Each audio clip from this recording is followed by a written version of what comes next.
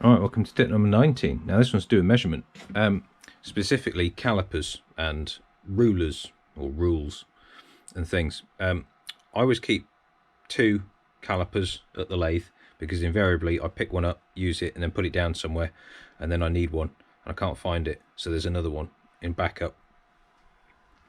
There's also another one up by the mill, and there's a steel rule along with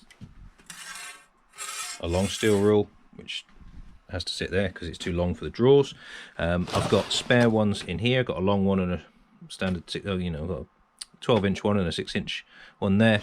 And then finally I've got my Michitoyo, which only comes out on very special occasions because it's a decent one.